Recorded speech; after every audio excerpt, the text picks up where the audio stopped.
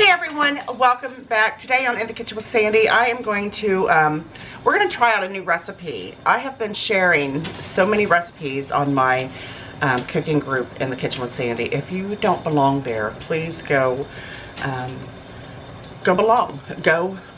there right now.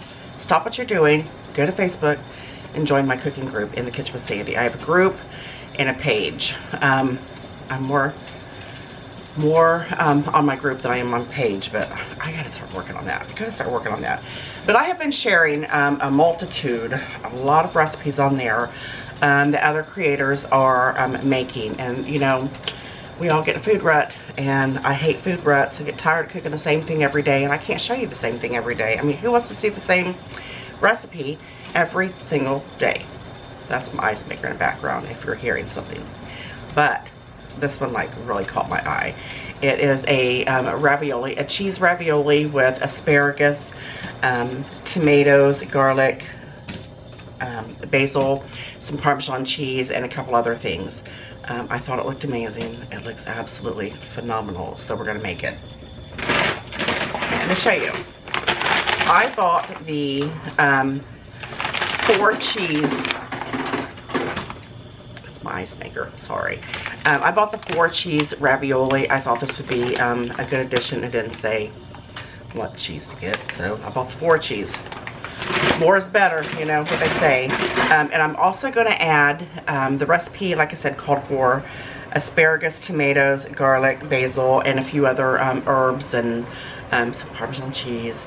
But I have a red pepper in the refrigerator that I need to do something with, so I sliced that really thinly, and I'm going to add that as well. I think that's going to be a great addition to this. What I'm going to do is, I've already got my water coming to boil on the stove. Once it comes to a boil, I'm going to go ahead and get these in the water as soon as it starts to boil, and you're just going to boil these for 5 minutes, and then I'm going to drain it, and I'm going to add a little bit of butter to it, or maybe some olive oil. I'll probably add butter, and just let those kind of hang out until we get the remaining ingredients thrown together, which it looks to be like fairly quickly. So I'm excited about this. Are you excited about this? I'm excited about this. I cooked it for 5 minutes, just like the back of the package said. I want you to look at something. I want you to look at that. Look, she's my #1 fan. There's 2 of them right there. And I'm just ladling out because it's just easier that way. I'm going to add some butter to this, and we're just going to set this aside, and we're going to get started on the main ingredients.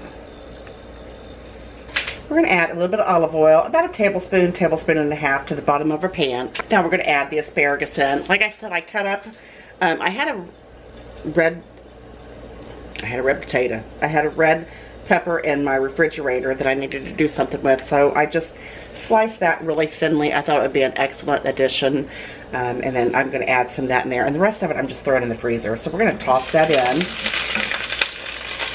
Oh, don't mix water and oil.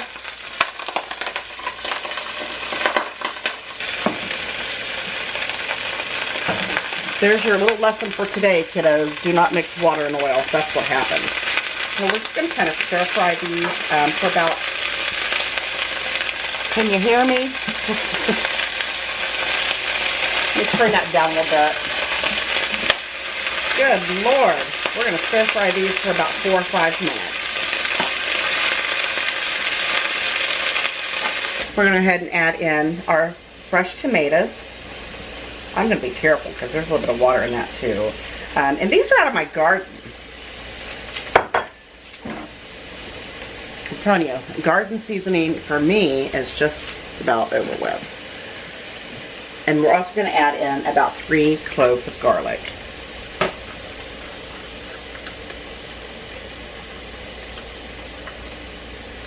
And we're going to add some salt and pepper.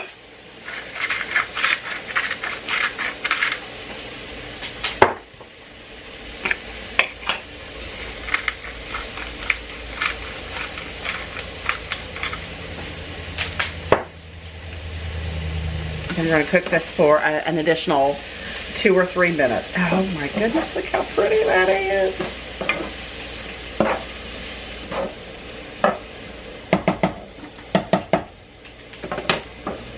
have one.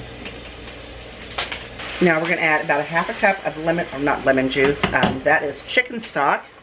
And about a teaspoon of lemon juice. I hated to cut a lemon just for a little bit of lemon juice, but hey.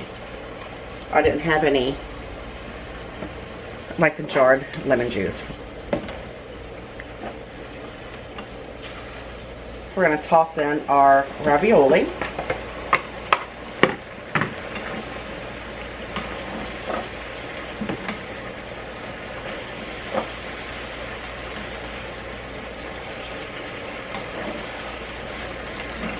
And we're just going to kind of heat this through.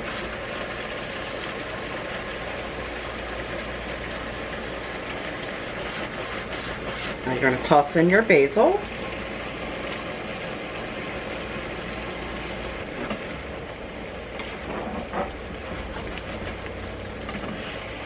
This smells amazing. And then we're going to hit it with a little Parmesan cheese. It says fourth a cup, but guess what? We're going to do more.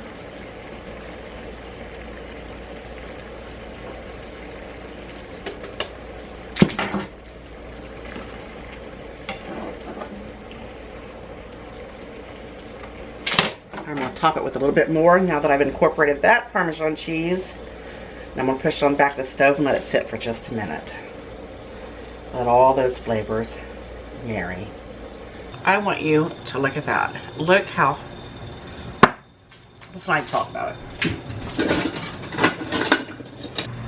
Let's not even talk about it. I had to get to work. I have got to try this.